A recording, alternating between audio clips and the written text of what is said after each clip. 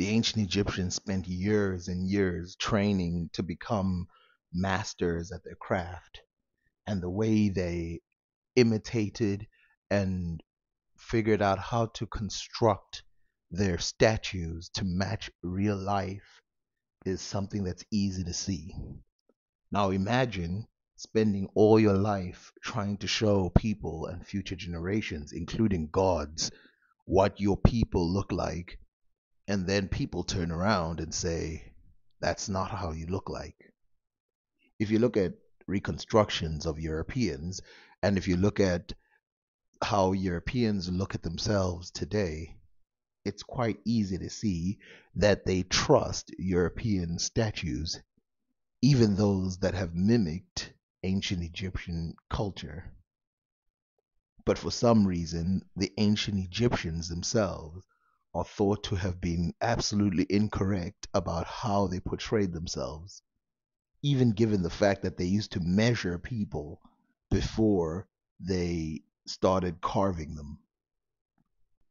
Even though reconstructions can become useful for the forensic detectives and artists, this is not something that is highly trusted, simply because the artist usually goes in their own artistic direction, and the forensics, outside of using legitimate, already seen evidence of the real person, in which case, why do you need the reconstruction, doesn't really know where to go.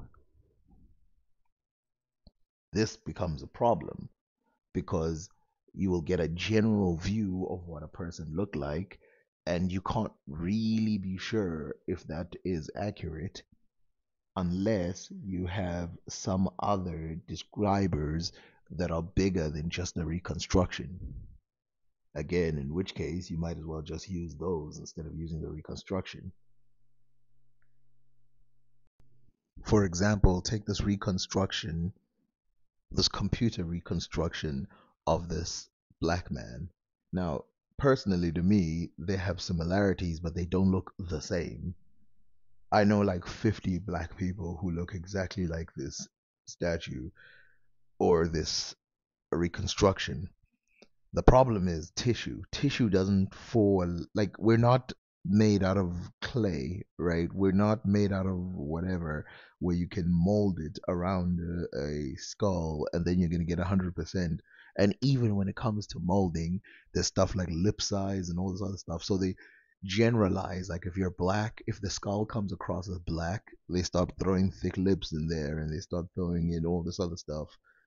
It's not that easy. Teeth is a little bit easier because, your teeth tend to be made out of bone, or at least the same thing that bone is made out of.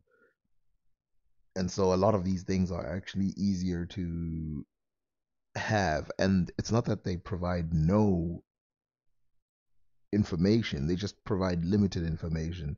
For example, take this victim of the Green River Killer. That's what the reconstruction came back as, and that's what the real person looks like. From Science Direct, we read, of course, the value of any measurement is limited to a single locus and offers no information on the depth or character of the adjacent tissue. This means the person doing the modeling, the sculpture, begins work with very limited amount of information indeed. There is some disagreement as to who should carry out the practical work of FFR. It seems the ideal situation should occur when the attributes of scientist and artist exist in the same worker, but this is rare. Usually, the anthropologist works together with an artist to model the face. Some feel it unnecessary to use trained artists or sculptures, as the outcome of the work can be negatively affected by their creative tendency. This could well be the case if the artist is given free rein for interpretation. On the other hand, if trained scientific experts are used, they need to have fair modicum of manual dexterity and modeling skill to enable them to reconstruct a realistic looking face. The ideal kind of worker is a professionally trained realistic sculpture, such as a portrait artist who can honestly render a three-dimensional face that looks like a face. All in all, reconstructions from skulls are kind of a waste of time. They can show general ideas, but they're not that good. The best thing to do is, if you've seen the person and you reconstruct the person, especially how the ancient Egyptians did it, where they take the actual person, they measure parts of their body. These guys didn't just draw, they measure parts of their body versus other parts of their body, and then they construct them based on those measurements. And of course, things could go wrong, so they just compare. They put the statue right next to the person, the pharaoh, the child, whoever, because they didn't just construct pharaohs. And they go, there you go. That's what you probably look like. This is probably true for the Fayum mummy paintings, that those dudes look like that, which is why the Fayum mummy paintings show a clear departure from the ancient Egyptians in skin color first and foremost, showing that there has been a change in the people. I've said this before and I'll say it again. If the Fayum mummy paintings represent the real Egyptians and how they look like, then we have to say one thing about the ancient Egyptians is that they were terrible artists and that they had no idea what they were doing. They should have just retired right from the beginning, because those paintings, in almost all ways, resemble nothing of the statues of ancient Egypt. I'll tell you what they do represent, though. They represent Romans. They look exactly like somehow the Romans painted themselves and how they showed their own sculptures and everything. It's like, yeah, I guess they were more like Romans and Greeks, which is probably why they're wearing their regalia, wearing their uh, cultural clothes. The fine mummy paintings are the one they stand next to the most and go, look, we look exactly identical, which, in my estimation, is absolutely correct. They look exactly identical to the Fayum mummy paintings. But I've shown this over and over again. The Fayum mummy paintings look exactly identical to Romans. Yeah, of course, modern Egyptians look like Romans today. You know why? Because of three groups that entered Egypt and have changed the world forever, the world of the Egyptians, which is probably why the Egyptians collapsed. One, the Greco Romans. Two, the Indo Europeans. And then three, the Arabs. We can even go far back as the Hyksos, but I'm not 100% sure of what the Hyksos looked like. But I know that they were mixed with Indo Europeans because there was some Indo European influence. And unlike other people, I don't believe that when a group shares that much with you, you don't take up any of their characteristics. This is probably why you find some genetics that date back a long time ago in Egypt that might be East Asian, but as you've seen, or West Asian, but as you've seen, it's limited. The Hyksos didn't just take over all of Egypt. There were large parts of Egypt that were untaken over, and the majority of the population still remained the majority of people, to even the point that the Hyksos married and deliberately wrote down the skin color of the people they married, like the Nubian that I mentioned in a previous video, quote unquote Nubian. The person was referred to as the Nubian, not the dark skin, not the no the Nubian. So I'm quoting them when they say Nubian. It's not my opinion. On the other hand, the ancient Egyptian statues look almost identical to black people today. Not just in one way or another. I mean, look at these statues and tell me. Some of these, they look like exact people. I mean? Like, there's some people that I've seen that look exactly like this, who are black people. The subtlety is what gets me, which is what's lost in a lot of these reconstructions. The subtlety of these creations where it's the person is black generally at first look without even breaking down like, oh, he got thick lips, he got broad nose, he got whatever. I remember I knew someone who kept looking at these blondes from Sweden, and he said these people look a lot like the Dutch people from South Africa.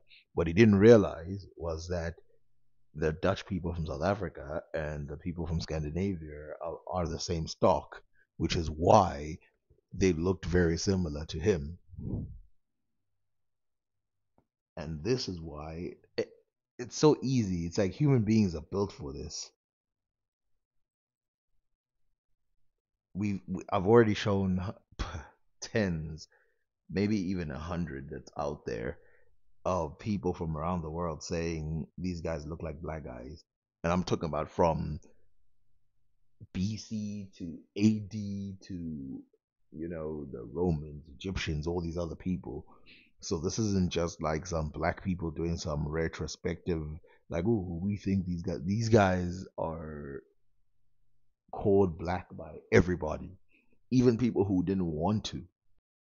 There's some people who say that the ancient Egyptians look very different than the Nubians. Well, let's put this to the test. Let me put a Nubian next to Egyptian. You tell me between these two, who's the Egyptian and who's the Nubian?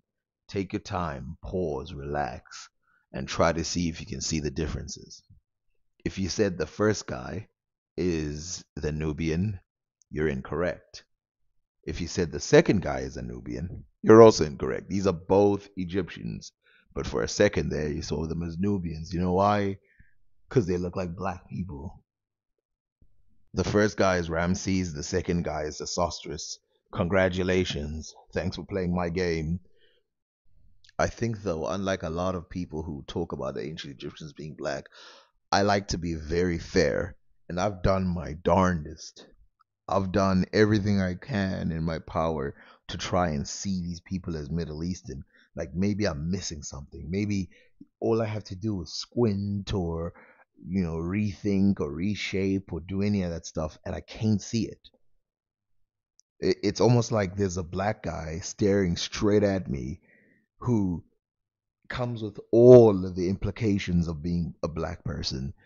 And literally I mean, I'm gonna say something really weird, but the guy at the side, Sesostris, he looks like almost anyone from either Nigeria or the Americas, the black Americans from America.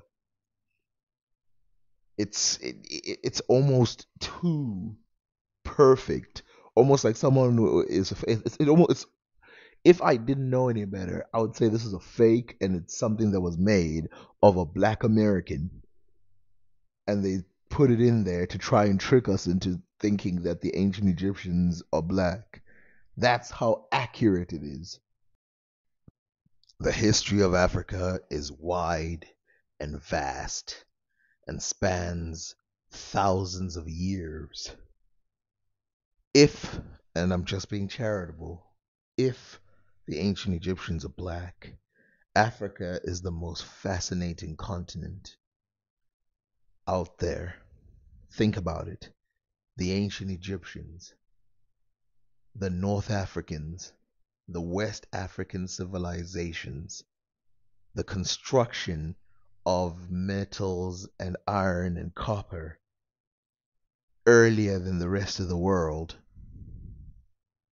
the stone buildings in Bantu lands like Southern Africa, East Africa, Southwest Africa,